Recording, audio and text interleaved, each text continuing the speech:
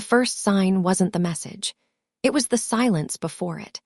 The kind that settles into a room when something important has already been decided somewhere else, by people who won't be the ones cleaning up the damage. I was standing near the back of the ballroom, holding a fork I didn't remember picking up, watching a waiter adjust a centerpiece that didn't need adjusting. That's when I knew. Not panic, not anger, just certainty. The ballroom looked like money trying too hard to behave. Polished stone floors that echoed even soft steps. Brass fixtures dulled on purpose so no one could accuse them of showing off. Chandeliers hanging low enough to feel intimate, expensive enough to feel untouchable. This was the kind of place where people talked about vision while quietly counting exits. I'd been to enough of these to know the choreography. Smile, nod. Don't say anything too precise unless someone important asks. Pretend the wine matters more than the contracts holding the whole thing together. I was seated at table 9, close enough to the head table to be visible, far enough to be forgettable. Exactly where someone like me always ended up.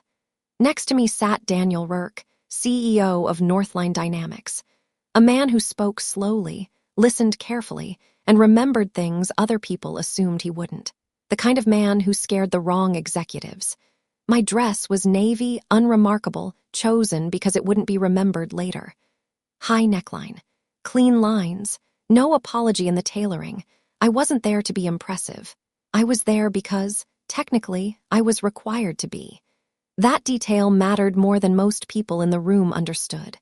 On paper, my title was Operations Integration Manager, a phrase so dull it practically erased itself the moment someone read it. Internally, people shortened it to Ops Support, which sounded even smaller. What it didn't say was that my name appeared, once, deep inside a contract most of the board had never fully read. Page 46. Section 18.2. They called it a continuity safeguard. I called it insurance no one remembered paying for. I'd been with Calder and Holt for nearly 13 years, long enough to remember when the company still printed onboarding manuals, and the break room coffee came in metal tins instead of ethically sourced pouches. I'd watched 3 restructures, 2 mergers, and 1 near collapse that never made the press. My work wasn't flashy. It was connective. I made sure systems talked to each other. That promises made during sales pitches didn't turn into lawsuits 6 months later. That vendors stayed aligned when priorities shifted, and everyone pretended the shift was intentional. Every Tuesday, I spoke with Northline's logistics leads. Every Friday, I reviewed redundancy reports that no one else had the patience to read. Every quarter, I adjusted performance thresholds that quietly saved millions. No one ever applauded that. They applauded the people who took credit for it later. The change began, like it always does, with a new hire. Ethan Blake arrived 7 months earlier with the energy of someone who believed disruption was a personality trait. No socks with his shoes, always moving, always smiling. He referred to people with more experience than him as legacy resources, which was executive dialect for temporary inconvenience. The first time he looked at me, I saw the calculation happen behind his eyes. Not curiosity, not respect, inventory. He didn't ask who structured the vendor failover clauses. Didn't ask who rewrote the service guarantees after Northline's last supplier lost 2 shipments outside Bakersfield. He saw bullet points instead of emojis and assumed I'd missed a software update. The erosion didn't happen all at once. First, a meeting disappeared from my calendar. Then a shared folder required approval I used to grant myself. Slack permissions thinned out quietly, tool by tool. HR emails started getting responses that sounded helpful but said nothing. We're streamlining communication pathways. Thanks for your flexibility during this transition. We'll circle back. People disappeared too. Mara from finance was gone one Monday. No goodbye email. No cake. Just an empty desk and a monitor wiped clean except for a single sticky note that read, "They asked for quiet, so I gave it to them." The same week, Victor's calendar stopped populating. HR said he'd chosen to pursue external opportunities, which is corporate poetry for we erased him on a video call. Ethan called it right-sizing. He announced it during an all-hands with a grin sharp enough to cut glass. No names, just optimism. Anyone still employed smiled carefully and nodded like hostages. My own confirmation came the Friday I went to open the SLA archive I'd reviewed for years. Access denied. Not archived. Not moved. Gone. It responded with a template written by someone who had never actually solved a problem. Directory access is now managed under revised security protocols. Please consult your department head. I stared at the screen longer than necessary. I was the department head, or I had been.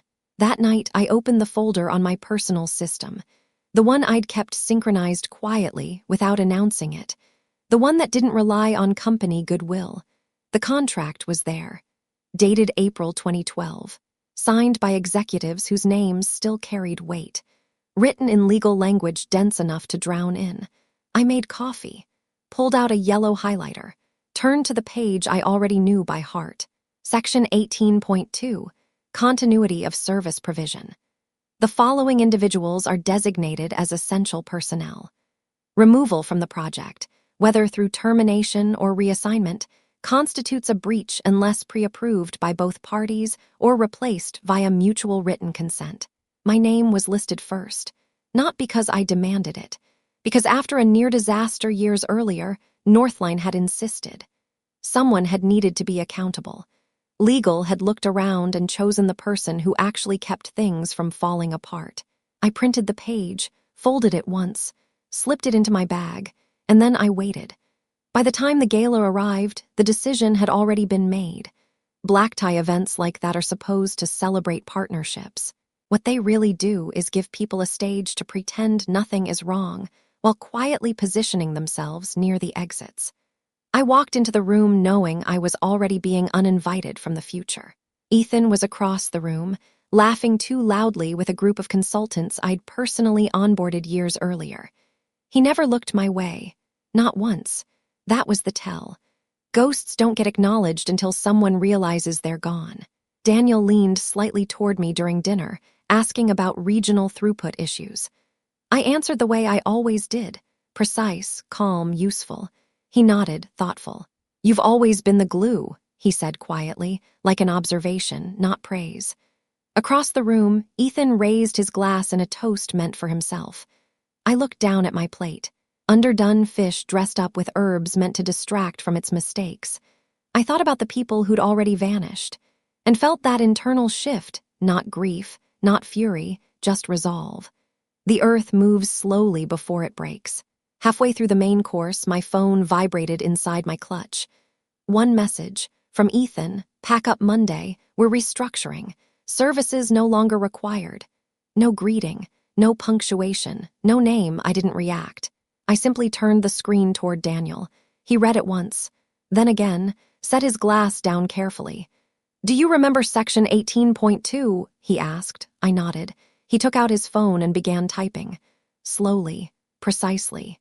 When he showed me the screen, the message was already written. "You have just terminated our master agreement. Expect legal action." He waited a beat. I gave a single nod. He sent it. Across the room, Ethan laughed at something someone else said, completely unaware the floor had disappeared beneath him. And that was the moment everything changed. Nothing exploded right away. That's the part people get wrong about corporate collapse. They expect shouting, slammed doors, someone storming out. What actually happens is quieter. Phones vibrate. Conversations stop mid-sentence. People look at their screens a second too long. Across the ballroom, Ethan finally checked his phone. I saw it happen without looking directly at him. You develop that sense after years of watching rooms for danger instead of drama. His smile froze just slightly, like someone holding a pose for a camera that had already stopped recording. His jaw tightened. The laugh didn't come back. He excused himself with a hand gesture meant to look casual and headed toward the lobby, posture stiff, steps too fast. The people he'd been entertaining glanced at one another, unsure whether to wait or scatter. Daniel didn't react.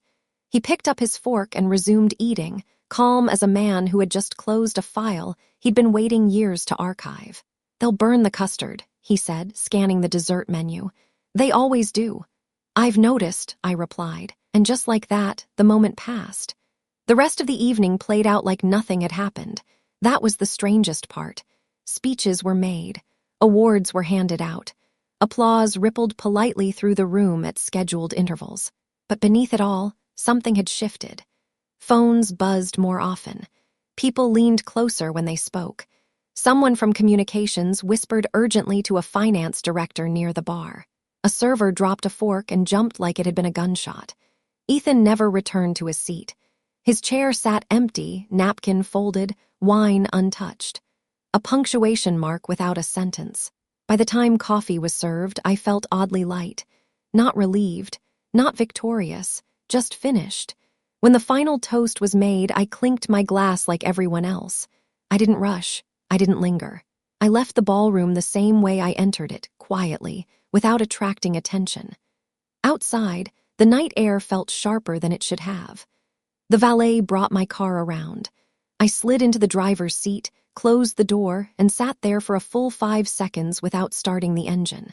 Then my phone buzzed. "Daniel, sit tight. This gets interesting. No emojis, no explanation."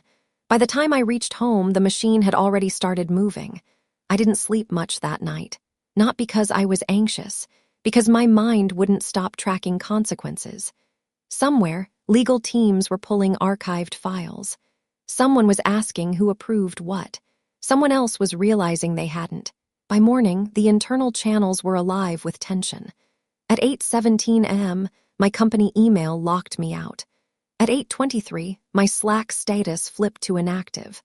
At 8:29, I arrived at the office anyway. Old habits die hard. The receptionist didn't look up when I walked in. Not rude, afraid. Like acknowledging me might pull her into something radioactive. By 8:35, facilities appeared. A young guy named Ben, holding a cardboard box like it weighed more than it should have. I was told to help you collect your things." "No need," I said calmly.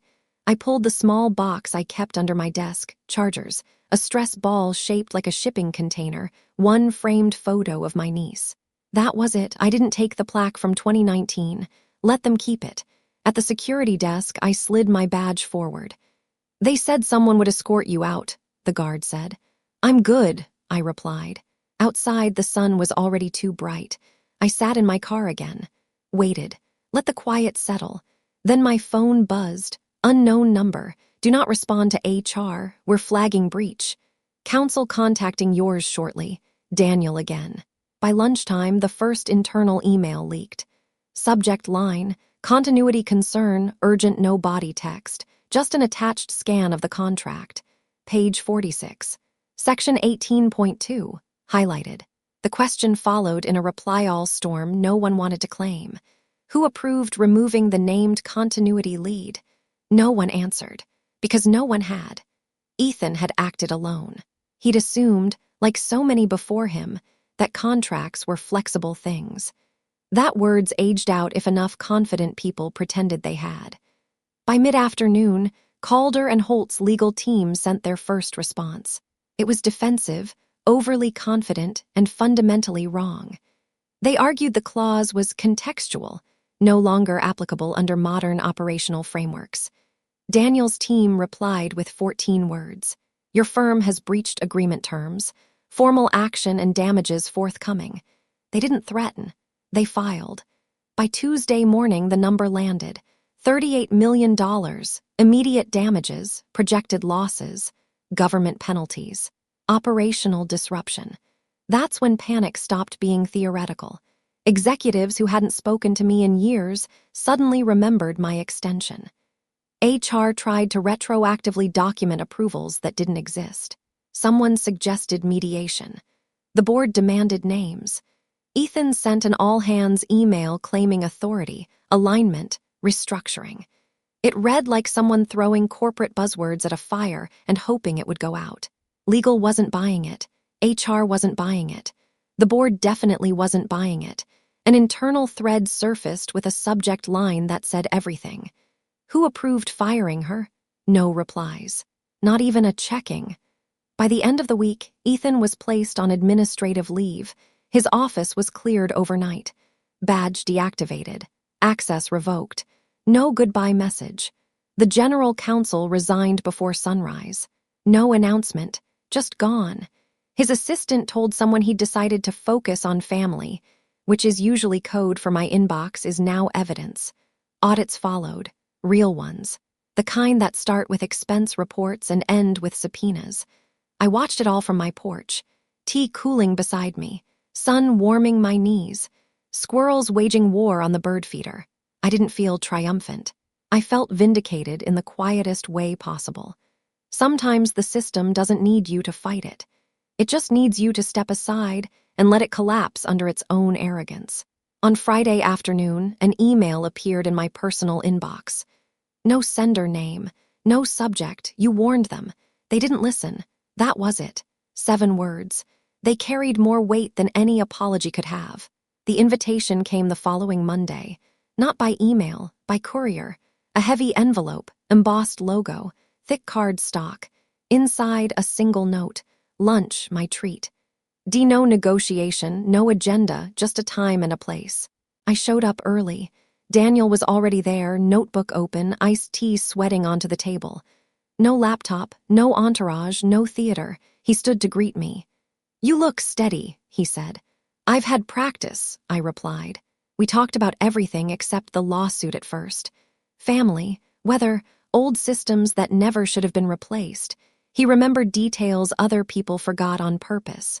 Eventually, he leaned forward. "I'm offering you a role," he said. "Director of continuity, you define it." I didn't answer immediately. "What happened to your current director?" I asked. He smiled slightly. "We realized the role doesn't exist without you." He slid the folder across. The offer was clean.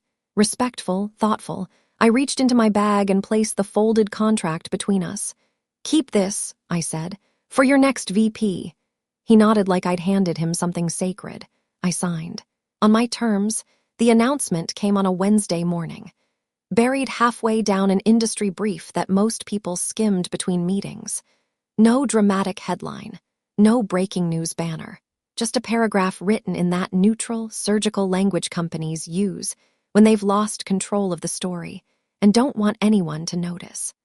Calder and Holt has formally exited all engagements with Northline Dynamics following a continuity compliance failure.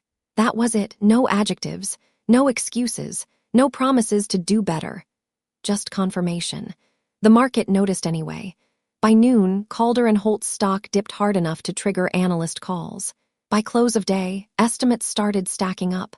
Direct losses, secondary fallout, delayed bids, clients quietly initiating reviews that everyone knew meant exits. 38 million had been the opening number. It didn't end there. Government contracts don't like instability. Aerospace partners don't like surprises. And no one likes discovering that a firm bold enough to fire a named continuity lead might also be careless elsewhere. The audits widened. Inside Calder and Holt, panic became routine. Executives who'd spent years perfecting calm expressions now moved through hallways like prey animals. Slack channels went silent. Calendars filled with urgent syncs that solved nothing. Someone in communications tried to spin it as a mutual disengagement. No one bought it. You don't mutually disengage when you're the one holding the smoking gun with your fingerprints etched into the barrel. Ethan's name stopped appearing altogether. His LinkedIn profile, once a steady stream of leadership quotes and Jim's selfies, went dark. Profile photo gone. Banner image replaced with gray. Rumors filled the vacuum. Consulting sabbatical. Strategic break. Personal reasons. None of it mattered. In rooms where decisions were actually being made, his name was now shorthand. Don't pull an Ethan. The board moved next. Emergency meetings. Long nights. Real consequences. One director, according to someone who overheard, asked a question so simple it cut through everything else. How do you accidentally fire someone written into a federal continuity clause? No one answered. Because there wasn't an answer that didn't implicate half the room. The fallout was methodical. The general counsel's resignation became official. Finance heads quietly shifted roles.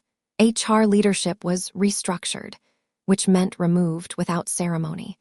People who'd once nodded approvingly at Ethan's language about agility now pretended they'd always been skeptical.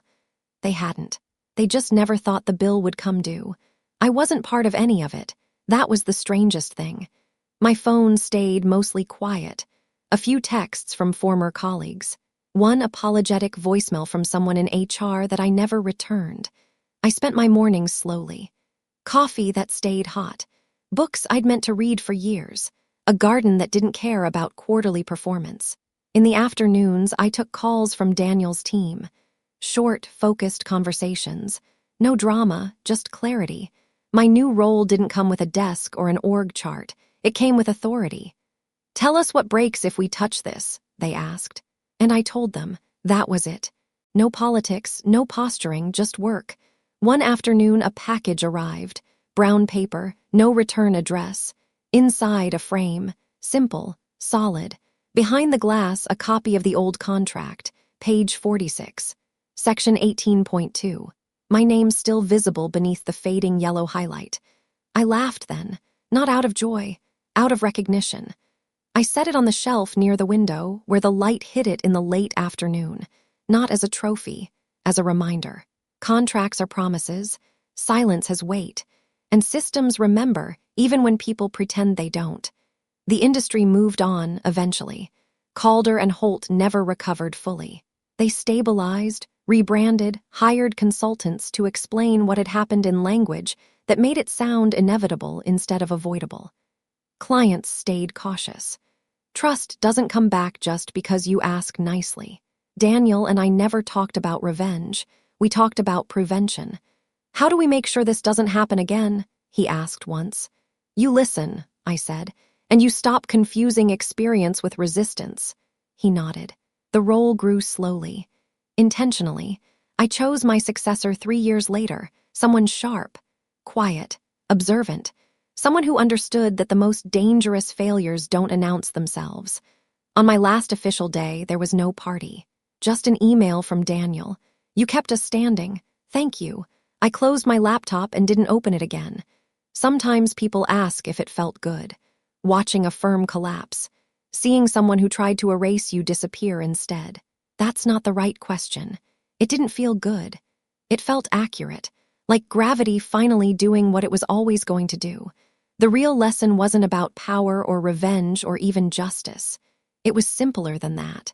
Before you decide someone is expendable, make sure you understand why they were there in the first place. Some names aren't loud. They're structural. And when you pull them out without looking, the whole thing comes down, quietly at first, then all at once. I still have the frame. The ink has faded a little more, but it doesn't need to be sharp anymore. The point was made.